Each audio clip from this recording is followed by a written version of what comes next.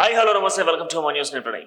ఈరోజు ప్రస్తుతం మనం తాండూరు నియోజకవర్గంలో ఉన్నాం. తాండూరు నియోజకవర్గానికి సంబంధించి ప్రస్తుతం మనం మాట్లాడుకున్నట్లయితే ఇక్కడ మూడు ప్రధాన పార్టీలతో పాటుగా ఒక నేషనల్ పార్టీ కూడా బరిలో ఉండబోతుంది. అదే BSP Bahujan Samaj party. And ఇక్కడ ఈ పార్టీ నుంచి మనతో పాటుగా ప్రస్తుతం ఈ నియోజకవర్గం నుంచి పోటీ చేస్తున్నటువంటి ఎమ్మెల్యే అభ్యర్థిగా ఉన్నటువంటి చంద్రశేఖర్ ముదిరాజు మనతో ఉన్నారు. ఆయనతో మాట్లాడదాం. చంద్రశేఖర్ గారు, ప్రస్తుతం ఉన్నటువంటి సిచ్యువేషన్స్ మీద మనం మాట్లాడుకుందాం ముందుగా. సో తాండూరులో ఉన్నటువంటి పరిస్థితులు ఏంటి, అండ్ తాండూరు నియోజకవర్గానికి సంబంధించి మాట్లాడాలి అని అంటే ఇక్కడ ఒక ఎమ్మెల్యే ఉన్నాడు. సో అధికార బీఆర్ఎస్ పార్టీలో గెలుపొందిన తర్వాత నియోజకవర్గంలో అందుబాటులో ఉండడు అన్న మాటలే వినిపిస్తున్నాయి నియోజకవర్గంలో. ఇది వాస్తవమేనా? అది వాస్తవమేనండి. నిజానికి తను కూడా ఒప్పుకుంటున్నారు. ఏమని, గెలిచిన తర్వాత 1.5 year కోవిడ్కే సరిపోయింది అని ఓపెన్గా తనే చెప్తున్నారు. ఆ కోవిడ్ అయినా కానివ్వండి, ఏదైనా కానివ్వండి, అతనైతే అందుబాటులో అయితే ప్రజలకు లేరు. ఇప్పుడు మరి గత సంవత్సరంన్నర నుండి అటు ఇటుగా ప్రజల్లో కనిపిస్తూ ఉన్నారు.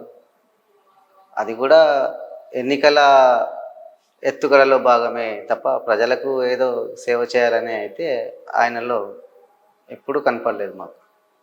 సో బోయిని చంద్రశేఖర్ ముదిరాజ్ ఎప్పుడు అసలు రాజకీయ ప్రస్థానం మొదలైంది? ముందుగా అసలు మాట్లాడాల్సింది, మీ రాజకీయ ప్రస్థానం ఎప్పుడు, ఎలా మొదలైంది? నా రాజకీయ ప్రస్థానం 2011 నుండి మొదలైందండి. 2014లో మేము కంటెస్ట్ చేశాము. 2018లో అయితే నేను ఈ ఏనుగు సింబల్ నుంచే బహుజన్ సమాజ్ పార్టీ ద్వారానే పోటీ చేశాను. మధ్యలో కొద్దిగా గ్యాప్ ఉన్నప్పటికీ నేను మళ్ళీ 2021లో యాక్టివ్గా ఈ వికారాబాద్ జిల్లాకు అధ్యక్షునిగా బాధ్యతలు తీసుకొని మరి పనిచేశాను. నేను జిల్లా అధ్యక్షుడిగా ఉన్నప్పుడు ఇక్కడ పార్టీకి పరిస్థితి పెద్దగా ఏం లేకుండే. ఒక బీసీ సామాజిక వర్గానికి చెందిన ముదిరాజ్ బిడ్డగా నేను అందరినీ బీసీలను కలుపుకుంటూ వికారాబాద్ జిల్లాలో మరి బహుజన్ సమాజ్ పార్టీని మాత్రం బాగా గట్టిగా తయారు చేశాను. సో చాలామంది ఇప్పుడు ఎక్కువ శాతం ఏంటంటే ఇటు బీజేపీ వైపు, లేకపోతే బీఆర్ఎస్ వైపు, లేదా కాంగ్రెస్ వైపు చూజ్ చేసుకుంటారు. అంటే రాజకీయం మొదలు పెడితే కొంత స్టాండర్డ్గా ఉండాలి అన్నటువంటి ఆలోచనతో. సో ఎవరైనా ఏ ప్రాంతీయ పార్టీలకు సంబంధించిన నేషనల్ పార్టీస్ అయినా ఆ ప్రాంతాల్లో ఉన్నటువంటి ఏదైతే స్టాండర్డ్ పార్టీస్ని ఎంచుకుంటారు. సో మీరెందుకు బీఎస్పీని చూజ్ చేసుకున్నారు? అంటే నిజానికి ఇది చాలా మంచి ప్రశ్న అండి. ఇది నా బహుజన సోదరులకు అందరికీ అర్థం అవ్వాల్సిన ప్రశ్న. ఈరోజు భారత రాష్ట్ర సమితిని ఉదాహరణకు తీసుకుంటే అక్కడ ఒక సామాజిక వర్గానికి మాత్రమే ఆధిపత్యం ఉంటుంది. కాంగ్రెస్ని తీసుకుంటే మన రాష్ట్రంలో కాంగ్రెస్ ఎన్నిసార్లు మన ముఖ్యమంత్రి అభ్యర్థి ఉన్నా కూడా ఒక సామాజిక వర్గానికి చెందిన వాళ్ళే ఉన్నారు. బీజేపీకి మరి ఆలోచిస్తే సరే, రాష్ట్రంలో అయితే వాళ్ళు ఎప్పుడు అధికారంలోకి రాలేరు. అయినప్పటికీ కూడా వాళ్ళు వాళ్ళ ఆధిపత్యాన్ని వాళ్లకు దగ్గరగా ఉన్న సామాజిక వర్గానికే ఇస్తున్నారు తప్ప బీసీ కులాలకు వాళ్ళు ఎక్కడ కూడా ఎప్పుడు ఇంపార్టెన్స్ ఇవ్వలేరు. మరి బీసీలు రాజకీయాల్లోకి రాకూడదా అని ఆలోచించి నేను బీసీలకు మరి ఎక్కడ గౌరవం దక్కుతుంది, ఎక్కడ బీసీ కులాలు వాళ్ళ అవకాశాలు చేజిక్కించుకునే అవకాశం ఉందని చెప్పేసి ఆలోచించాను. అందుకని నేను బహుజన్ సమాజ్ పార్టీ. సో ఇప్పుడు మీరు పార్టీలో రాష్ట్రానికి సంబంధించి కోఆర్డినేటర్గా కూడా ఉన్నారు. సో స్టేట్ కోఆర్డినేటర్గా బీఎస్పీకి. అండ్ దాంతోపాటుగా ఇప్పుడు మీరు ఎప్పుడైతే కోఆర్డినేటర్గా ఉంటూ అండ్ వికారాబాద్ జిల్లా అధ్యక్షుడిగా ఉంటూ, సో ఇప్పుడు పార్టీ బలోపేతంగా ఎట్లుంది? అంటే జిల్లా పరిస్థితిలో బీఎస్పీ పార్టీ పరిస్థితి ఏంటి? ఇప్పుడు నిజానికి మా వికారాబాద్ జిల్లా వరకు వస్తే కొడంగల్ తీసుకుంటే ఒక మహిళ ఉంది, సోదరి నర్మదా కిష్టప్ప. తాను వచ్చేసి యాదవ సామాజికం, కుర్వ సామాజిక వర్గం వాళ్ళు. ఇక్కడ నేను ముదిరాజ్ సామాజిక వర్గం. వికారాబాద్ ఎలాగో రిజర్వ్డ్, అక్కడ షెడ్యూల్డ్ క్యాస్టే పోటీ చేయాలి. కాబట్టి ఇక్కడ మాకు ఏదైతే ఉందో ఈక్వేషన్స్ అయితే సరిపడా ఉన్నాయి. బీసీలకు సరిపడా అయితే మా జిల్లా వరకు సరిపోయింది. 50% అయితే బీసీలకు ఇచ్చారు. ఇక్కడ క్యాండిడేట్ ఉంటే ఇంకో స్థానం కూడా ఇచ్చేవాళ్ళే. సో బీఎస్పీ పార్టీ అని అంటే నేను మొన్న టికెట్స్ అనౌన్స్ చేసేటప్పుడు ఒక ఆశ్చర్యానికి గురి చేసింది. అసలు తెలంగాణ రాష్ట్రంలో ఏ ఒక్క రాజకీయ పార్టీ కూడా ఒక ట్రాన్స్జెండర్కి సీట్ ఇవ్వలేదు. అట్లాంటిది బీఎస్పీ పార్టీ ఏ డేతో ఒక ట్రాన్స్జెండర్కి వరంగల్ తూర్పు టికెట్ కేటాయించింది. అంటే అది మా పార్టీ యొక్క బైలా, మా పాలసీ. కాంశీరామ్ గారు బహుజన్ సమాజ్ పార్టీ పెట్టినప్పుడు ఏంటంటే ఈ దేశంలో జనాభా ప్రాతిపదికన సంపదను పంచాలి. సంపద అంటే ఏ సంపద అయినా, అది రాజకీయ సంపద కానీ, అది వైద్య సంపద కానీ, అది విద్యా సంపద కానీ, ఏ సంపద ఏ రంగంలో అయినా జనాభా దామాషా ప్రకారం సీట్లు కేటాయించాలి, పంచాలి. కాబట్టి ప్రవీణ్ కుమార్ గారు అదే కాంశీరామ్ గారు ఏదైతే చెప్పారో అది ప్రవీణ్ కుమార్ గారు అమలు చేస్తున్నారు. సో ఇప్పుడు కొంత తాండూరు గురించి మనం పర్టికులర్గా మాట్లాడుకుంటే, ఇప్పుడు తాండూరు నియోజకవర్గానికి ఇప్పుడు నేను వికారాబాద్ నుంచి తాండూరు రావడానికి అరౌండ్ చాలా సమయం తీసుకున్నా. ఆ రోడ్ డ్యామేజెస్ అది మేజర్గా అనిపించింది నాకు. అంటే అమ్మ ఇంతమంది జనాలు రోజు నిత్యం కూడా ట్రావెల్ చేయాలి. సో మరి ఇంతమంది జనాలకు మరి ఇక్కడ ఉన్న ఎమ్మెల్యే ఏం చేస్తున్నాడు? ఒక జిల్లా కేంద్రంగా ఏర్పడింది రాష్ట్రం ఏర్పడిన తర్వాత, అట్లాంటి జిల్లాకి ఎందుకు మరి ఎంత నిర్లక్ష్యం వహిస్తున్నారు? అంటే మా వికారాబాద్ జిల్లా దురదృష్టం ఏంటంటే అండి, ఇది కర్ణాటకకు దగ్గరగా ఉండడం, ఈ రాష్ట్రానికి ఆ రాష్ట్రానికి మధ్య ఏదైతే వీళ్ళు ఉన్నారో దీన్ని డెవలప్ చేయడానికి ఎవరు కూడా ఆలోచించడం లేదు. ఇక్కడ సబితా ఇంద్రారెడ్డి గారు హోమ్ మినిస్టర్గా చేశారు, మహేందర్ రెడ్డి రవాణా శాఖ మంత్రిగా చేశారు, ఇప్పుడు మళ్ళీ తను గనుల శాఖ మంత్రిగా ఉన్నారు. అట్లా ఇక్కడి ప్రాంతం వాళ్ళే మినిస్టర్లుగా ఉండి మా సబితా ఇంద్రారెడ్డి గారు ఇక్కడ ప్రాంతాన్ని డెవలప్ చేయలేకపోయారు. దాని వెనకాల పెద్ద కుట్ర ఉంది. ఇక్కడి రోడ్లు కనుక డెవలప్ అయితే ఇక్కడ ల్యాండ్ రేట్లు పెరుగుతాయి. ల్యాండ్ రేట్లు పెరిగితే ఈ ల్యాండ్లు ఎవరికి ఎక్కువ ఉన్నాయి ఈ రోడ్ సైడ్ అంటే కొంతమంది బహుజనులకు ఉన్నాయి. బహుజనులకు ల్యాండ్ రేటు పెరిగి వాళ్ళు ఆర్థికంగా బలవంతులైతే వాళ్లకు రాజకీయాల్లో పోటీకి వస్తారని చెప్పేసి ఒక కుట్రతోని ఇక్కడ మా ఏరియాని డెవలప్ చేయలేదు. అంటే వాళ్ళ ఆధిపత్యం పెరుగుతుంది అన్నటువంటి ఆలోచన. సో గతంలో ఇప్పుడు ఎవరైతే మీరు చెప్తున్న సబితా ఇంద్రారెడ్డి ప్రస్తుతం విద్యాశాఖ మంత్రిగా ఉన్న గతంలో చేవెళ్ళ ఆడబిడ్డగా ఆమెకు ఒక పేరు ఉండేది కాంగ్రెస్ పార్టీ. సో ఆమె కానివ్వండి, అంతకన్నా ముందు ఇంద్రారెడ్డి గారు కానివ్వండి, వీళ్ళంతా కూడా చేవెళ్ళకు ఒక పట్టు ఉంటుంది. సో వైఎస్ఆర్ టైంలో కూడా ఆయన పాదయాత్ర, ఎన్నికల ముందు చేసే పాదయాత్ర కానివ్వండి, ఇతర పాదయాత్రలు కూడా చేవెళ్ళ నుంచి స్టార్ట్ చేశారు. సో అంత ఇంపాక్ట్ ఉండేటువంటి ప్రాంతాన్ని ఎందుకు ఇంత వెనుకబడి ఉంది? ఏదో ఆదిలాబాదు లేకపోతే బోధన్ లాంటి ప్రాంతాల్లో ఎంతైతే వెనుకబడి ఉన్నటువంటి ప్రాంతాలను అంత దారుణంగా ఉన్నాయి ఇక్కడ ఉన్నటువంటి గ్రామాలు కానీ రోడ్లు కానీ. లేదు, మీరు కన్ఫ్యూజ్ గురవుతున్నారు. సబితా ఇంద్రారెడ్డి గారు ఉండేది కావుకుంట్ల, వాళ్ళ అత్తగారిది కావుకుంట్ల, అది చెవెళ్ళ పరిధిలో వస్తుంది. మన్నెగూడ వరకు రోడ్ ఎలా ఉంది ఒకసారి మీరు ఆలోచించండి. అంటే వాళ్ళు ఎక్కడి దాకా వచ్చి ఎక్కడి దాకా వెళ్ళిపోతున్నారు, ఆ రోడ్డు చాలా బాగుంది. దాని తర్వాతనే రోడ్డు పరిస్థితి అధ్వానంగా మారింది. వాళ్ళు ట్రావెల్ చేసేంత వరకు సేఫ్ బాగానే ఉంది. అట్లా అని చెప్పేసి ఇక్కడ ఉన్నటువంటి ఎమ్మెల్యేలు కూడా పట్టించుకున్నారా అంటే వాళ్ళకు పట్టించుకునే సమయం లేదు. వాళ్ళకు ఎంతవరకు చూసినా డబ్బులు సంపాదించడము, భూములు ఆక్రమించుకోవడము, డ్రగ్స్ వ్యాపారం చేయడము, ఇలాంటివి తప్ప వేరే దృష్టే లేదు.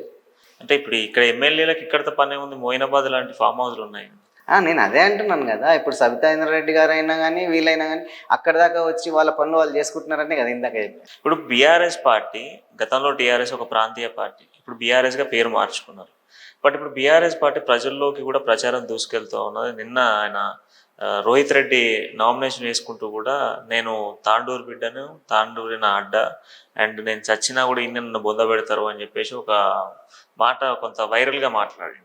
సో అంత వైరల్గా అంత ప్రౌడ్గా మాట్లాడుతున్నా ఆయన. మరి మేము చెప్పింది 10 స్కీమ్సే కానీ చేసింది 100 స్కీమ్స్ అన్నటువంటి మాటను కూడా మాట్లాడుతున్నాం. వాస్తవానికి ఆ 100 స్కీమ్స్ ప్రజలకు అందినాయా? సరే, వాళ్ళు చెప్పిన ఆ 10 స్కీమ్స్ అయినా ప్రజల్లో చేరినాయా? ఇప్పుడు వాళ్ళు చెప్పిన స్కీమ్లు అమలు చేసినామని వాళ్ళు అంటున్నారు. నిరుద్యోగ యువతకు నిరుద్యోగ భృతి ఇచ్చారా? ఇవ్వలేదు. ఎంతమందికి ఇచ్చిర్రు? అవునా? దళిత బంధు వాళ్ళు చెప్పిన కమిట్మెంట్ ప్రకారం ఇచ్చారా? సరే, ఇస్తే నిజంగా వెనుకబడిన దళితులకు చెందాయా అనే అంశాలు. అంటే ఈరోజు రైతు బంధు ఇస్తున్నారు, సబ్సిడీల మాట ఏంది? అవునా? సబ్సిడీలన్నీ ఆపేసి రైతు బంధు అని చెప్పేసి, రైతు బీమా అని చెప్పేసి ఆ బడ్జెట్ని ఇక్కడ టర్న్ చేస్తున్నారు. ఒకవేళ నిజానికి సన్నకారు రైతు తను ఒక 5 ఎకరాల పొలంలో ఒక తోట వేసుకోవాలంటే దానికి సంబంధించిన సబ్సిడీలన్నీ బంద్ చేసారు కదా. మరి ఆ బడ్జెట్ను మాత్రమే దీనికి టర్న్ చేస్తున్నారు. మరి ఆ రైతులకు ఏ విధంగా మీరు న్యాయం చేస్తారు? బట్ మేము గిట్టుబాటు ధర కల్పిస్తున్నాము, రైతు బంధు వేస్తున్నాము, రైతులకు ఎటువంటి ఆపద ఉన్నా బీఆర్ఎస్ పార్టీ ఎల్లప్పుడూ రైతుల తోడు ఉంటుంది అని చెప్తా ఉన్నాం. అవన్నీ అబద్ధాలండి. గిట్టుబాటు ధర ఎక్కడ కూడా ఇవ్వలేదు. వరి మాత్రము మొత్తం వరి కొననే లేదు. కొన్నా చాలా తూకంలో తక్కువ చేసి తీసుకోవడము. మరి రేటు మాత్రము గింజ నానిందని చెప్పేసి, నాసి రకంగా ఉందని చెప్పేసి రైతుల గోస. అప్పుడు చూస్తే వరి ధాన్యం ఎప్పుడైతే కొనుగోలు చేస్తారో అప్పటి వీడియోలు చాలా ఉన్నాయి, నేను కావాలంటే షో చేస్తాను. స్టేట్మెంట్లు ఉన్నాయి.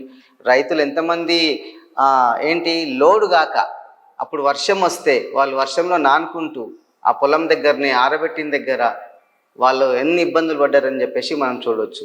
నిజంగా ఒకవేళ భారత రాష్ట్ర సమితి అనే పార్టీ రైతులకు ఏదైనా న్యాయం చేయాలంటే, ఇప్పుడు వాళ్ళు వ్యవసాయ మార్కెట్ కమిటీ అని చెప్పేసి కట్టారు కదా, వాటిని రైతులకు ఏ విధంగా అందుబాటులోకి తీసుకురావాలని మాత్రం ఆలోచించలే.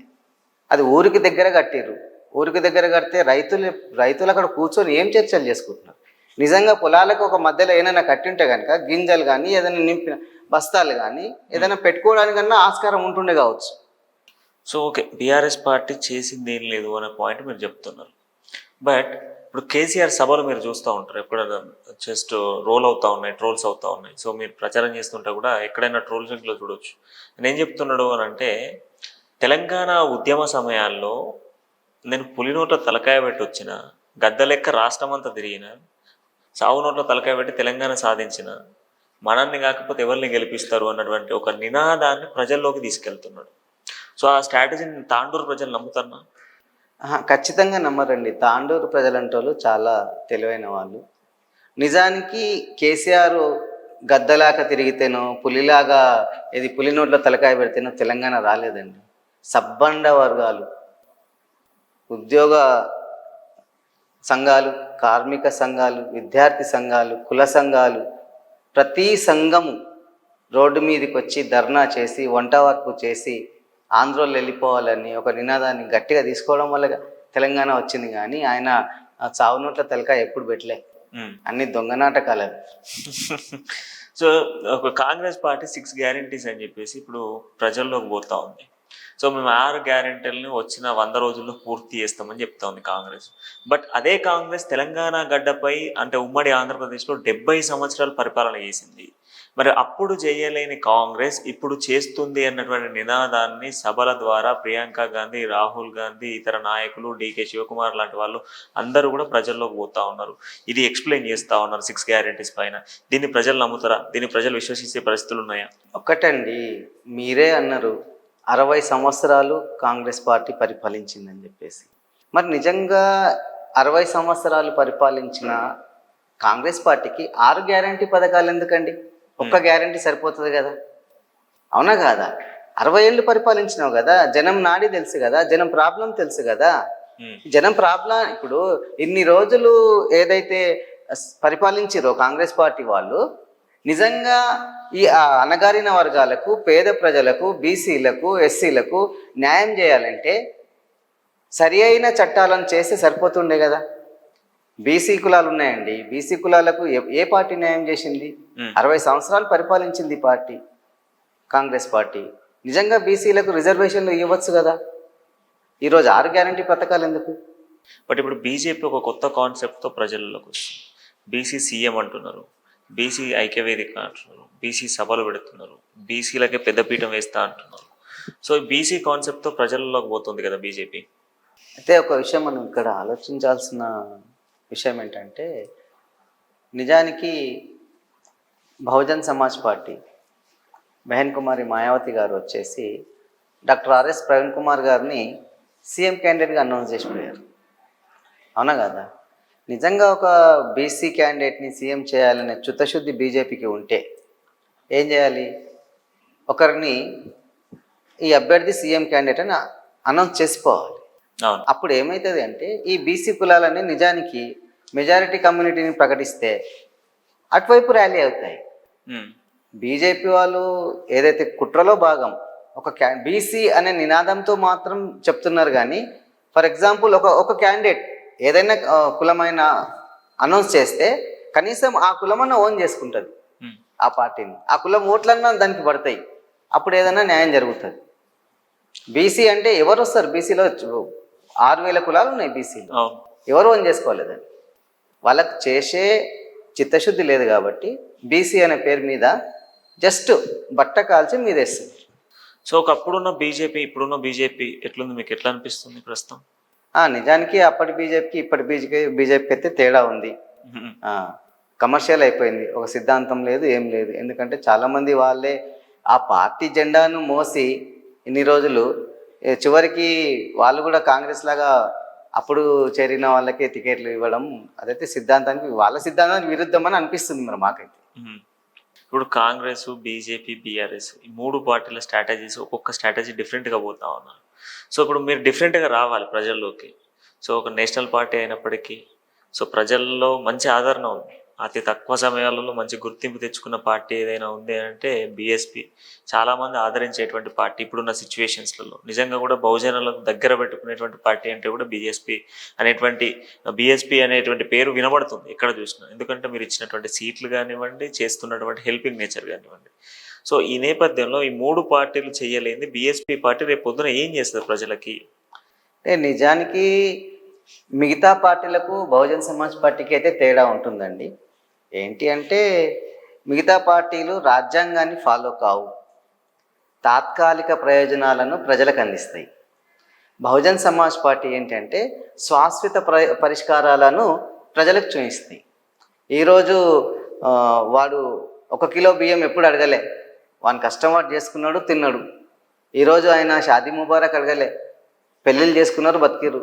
పెన్షన్లు కూడా ఎవరు అడగలే. పెన్షన్లు ఇవ్వనన్ని రోజులు మా ముసలాళ్ళు బతకలేరా? మా తల్లిదండ్రులు తిని ఉండలేరా? ఉపవాసంలో ఉన్నారా? ఈ ప్రభుత్వాలన్నీ తాత్కాలిక ప్రయోజనాలను ప్రజలకు చూయించి వాళ్ళు అధికారంలోకి రావడానికి తప్ప ఎలాంటి వారికి శాశ్వత పరిష్కారాలు చూయిస్తలేవు.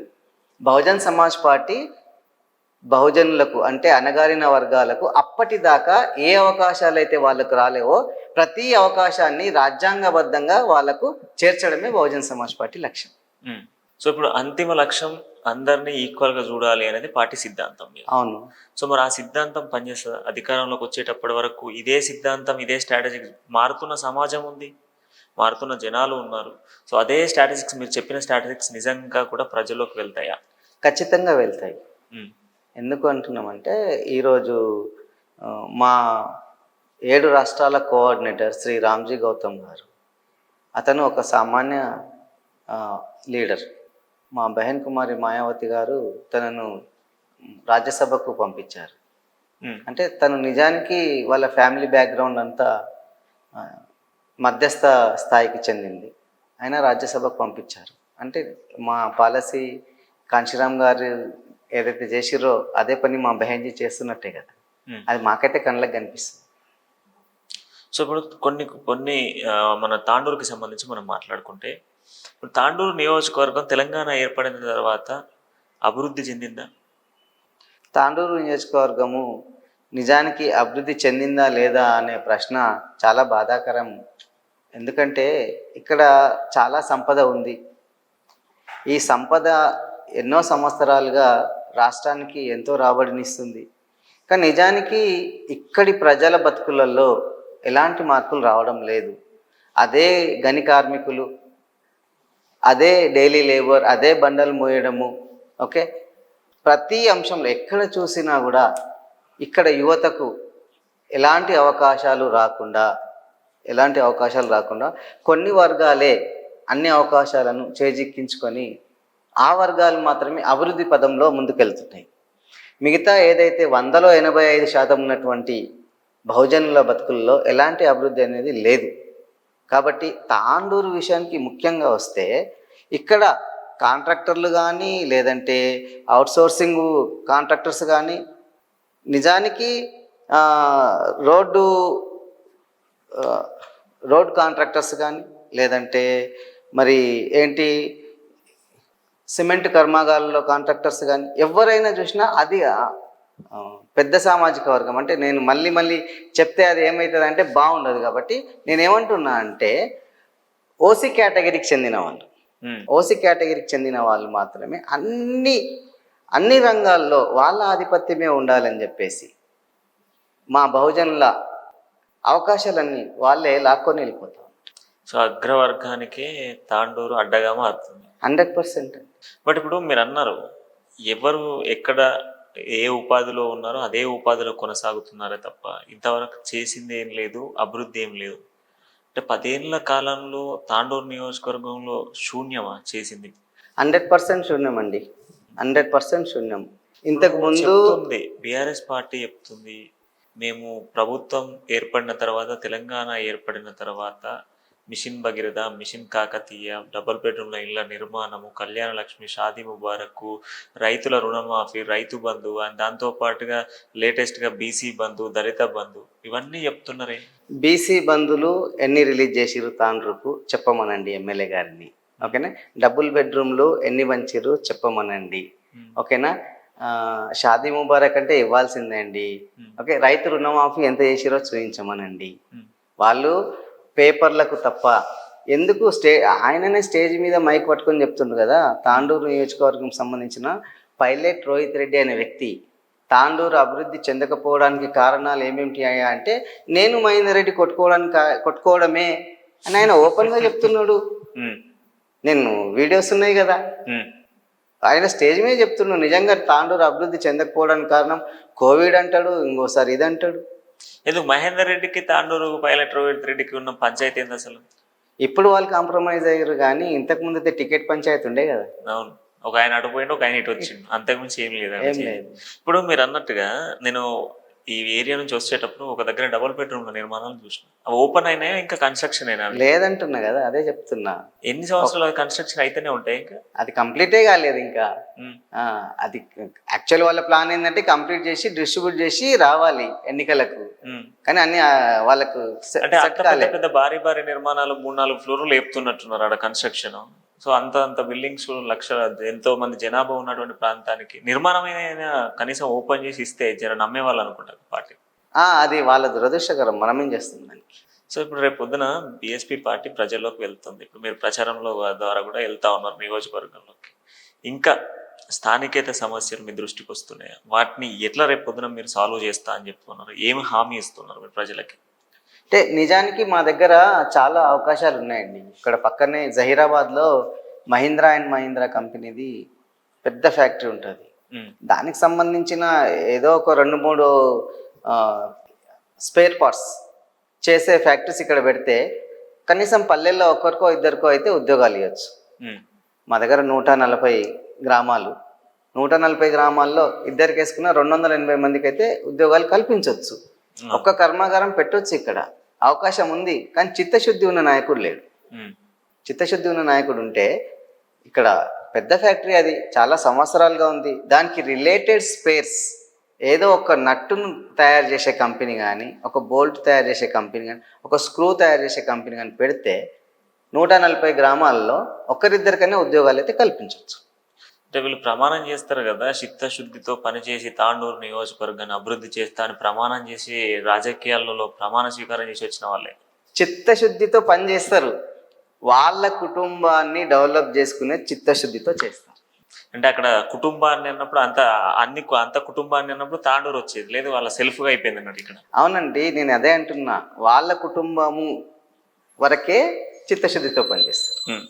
సో ఇప్పుడు మీరు సెల్ఫ్ ఎంప్లాయ్మెంట్ క్రియేట్ చేయడానికి మీరు ఒక సోర్స్ చెప్పారు, అంటే ఒక ఫ్యాక్టరీ తీసుకొచ్చి, ఇంకా అంటే రైతులు ఉన్నారు, అండ్ దాంతోపాటుగా ఇంకా చదువుకున్న విద్యార్థులు ఇప్పుడు 2018 నుంచి 23 వరకు దాదాపుగా యువత ఓటింగ్ అనేది దాదాపు 30-40% పెరిగింది అన్ని ప్రాంతాలలో.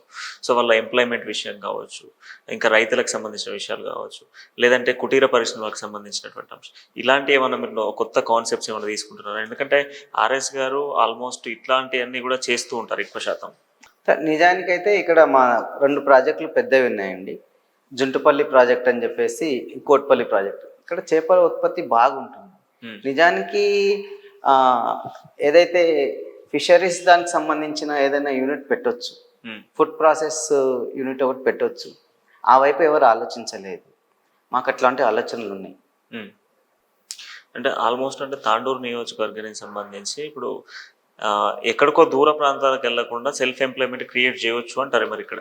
100% చాలా అవకాశాలు ఉన్నాయండి ఇక్కడ. ఉమ్, ఇక్కడ నిజానికి ఆ, మారేపల్లి పెద్దమూలు మండల ప్రాంతం తీసుకుంటే ఆ మెటీరియల్ చాలా వాటిల్లో యూజ్ అవుతుంది. ఉమ్, చాలా వాటిల్లో మనకేంది డీజిల్ పెట్రోల్ కర్మాగారాల్లో యూజ్ అవుతుంది, సబ్బుల తయారీలో యూజ్ అవుతుంది, కాస్మెటిక్స్లో యూజ్ అవుతుంది, చాలా వాటిలో యూజ్ అవుతుంది. దానికి సంబంధించింది ఇక్కడ ఏ, మన నిరుద్యోగులకు 50 మందికి 100 మందికి కలిపి ఒక యూనిట్ పెడితే ఈజీగా వాళ్ళకు ఉపాధి కల్పించవచ్చు. సో ఇప్పుడు మీరు ప్రజల్లోకి వెళ్తున్నారు కదా, అంటే ప్రజాక్షేత్రంలో తిరుగుతా ఉన్నారు కదా, ఇప్పుడు ఏదైతే ఇప్పుడు మాకు చెప్పినటువంటి కాన్సెప్ట్ ప్రజలకు చెప్తున్నారు, ప్రజలకు వివరిస్తున్నారా? ఖచ్చితంగా వివరిస్తున్నాము కాబట్టి బహుజన్ సమాజ్ పార్టీని ఇంత పెద్ద ఎత్తున ఆదరిస్తూ ఉన్నారు. ఎస్. మేము మొన్న 8వ తేదీన నామినేషన్ వేసినాం. ఆ రోజు వాళ్ళు స్వచ్ఛందంగా అవును, చాలా మంది వచ్చారు, వేలాది మంది వచ్చారు. సో ఇప్పుడు ఆల్మోస్ట్ మీరు 2011 నుంచి రాజకీయాలలో ఉన్నారు. ఆల్మోస్ట్ అంటే 12-13 సంవత్సరాలు, ఆల్మోస్ట్ 13-12 సంవత్సరాల నుంచి. సో ఇప్పుడు అవినీతి రాజకీయ నాయకులను అంతమొందించేందుక మీ ప్రయాణం, లేదా తాండూరు నియోజకవర్గ ప్రజల అభివృద్ధి కోసమా? చాలా మంచి ప్రశ్న బ్రదర్. నిజానికి బీసీలు పొలిటికలీ అన్టచబుల్స్ అవుతున్నారు. అవును. అయితే బాబాసాహెబ్ అంబేద్కర్ ఈ సమాజంలో అన్టచబుల్స్ని టచబుల్స్ చేయాలని చెప్పేసి ఆయన ఒక ప్రయత్నం చేశారు. అదే ఆర్థిక సమానత్వం. అవును. అవునా కాదా? ఇక్కడ బీసీలకు ఈ సొసైటీలో ఏ పార్టీ అయినా కూడా అవకాశాలు కల్పిస్తలేదు. అంటే పొలిటికలీ వీళ్ళని అన్టచబుల్స్ చేస్తున్నారు. దాన్ని మార్చాలి అంటే పవర్ కావాలి. ఆ పవర్ ఇచ్చేది బహుజన్ సమాజ్ పార్టీ.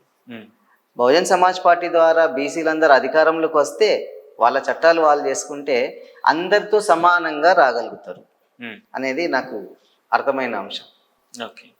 సో అంటే ఈ విధంగా బహుజనులకు అండ్ బీసీలందరికీ కూడా మీరు హెల్ప్ చేయడం కోసం రాజకీయాలకు రావాలనుకున్నారు, ఒక పాయింట్. సో ఇప్పుడు వచ్చిన తర్వాత ఏంటి? నేను ఇంకొక ప్రశ్న కూడా అడిగాను, తాండూరుని అభివృద్ధి చేసేందుక లేకపోతే ఇక్కడ అవినీతి చేసేటువంటి వాళ్ళని అంతమొందించడానికి? 2 పాయింట్స్ అడిగాను నేను మిమ్మల్ని. ఖచ్చితంగా పవర్ వస్తే అవినీతి చేసే వాళ్ళను అంతమొందించవచ్చు. అభివృద్ధి పదంలో అప్పటిదాకా ఏ జాతులు అభివృద్ధి చెందలేవు, ఆ జాతులను అభివృద్ధి చెందించవచ్చు. సో ఇంకొకటి ఫైనల్గా, ఇప్పుడు మీరు తాండూరు నియోజకవర్గ ప్రజలకి అమ్మా న్యూస్ వేదిక ద్వారా, అమ్మా న్యూస్ ప్లాట్ఫామ్ ద్వారా చెప్పండి అని అంటే ఏం చెప్తారు తాండూరు ప్రజలకి? నేను ఒకటే చెప్తాను, మీ విజయానికి మీరే పాటుపడాలి. మీ కుటుంబాన్ని ఎలాగైతే అభివృద్ధి పదంలో తీసుకెళ్లాలని అనుకుంటున్నారో, మీ తాండూరును కూడా అభివృద్ధి పదంలోకి తీసుకెళ్ళాలి అనుకుంటే మీ విజయానికి మీరు ఓటు వేసుకోవాలి. ఎంత మెజారిటీతో గెలుస్తారు అనుకుంటున్నారు చంద్రశేఖర్ గారు? నేను 15,000 పైనే నేను ఓట్లు వస్తాయండి. 15,000 పైన ఓట్లతోని గెలవబోతున్నాను. అంటే అంత కాన్ఫిడెన్స్, మీకు సెల్ఫ్ కాన్ఫిడెన్స్ అంత పెరిగింది అని అంటే నిజంగా కూడా ప్రజలు మీ వైపు ఉన్నారు అనేది కొంత కనిపిస్తుంది. అంటే యాక్చువల్లీ అంటే మేము నిజానికి మా పార్టీ అనేది నిర్మాణంతో కూడుకున్నది. అంటే మేము నిర్మాణం చేస్తాం, ఫస్ట్ పునాదులు వేస్తాం. పునాదులు వేసి దానిపైన ఒక రాయి పెట్టుకుంటూ వచ్చి నిర్మాణం చేస్తాం అన్నట్టు. అట్లా బహుజన్ సమాజ్ పార్టీ అనేది పత్రికలలో కానీ మీడియాలో కానీ ఎప్పుడు కనపడదు, దాదాపు కనిపించదు. రైట్. థ్యాంక్ యూ అండి. మొత్తానికి అయితే మంచి ఇన్ఫర్మేషన్ ఇచ్చారు మీ తాండూరు గురించి, అండ్ దాంతోపాటుగా మీ గెలుపుకు సంబంధించిన ఒక సీక్రెట్ కూడా మాకు చెప్పారు. ఎందుకంటే మా గెలిపే ప్రజలు అన్నటువంటి మాటను తీసుకొచ్చారు మీరు.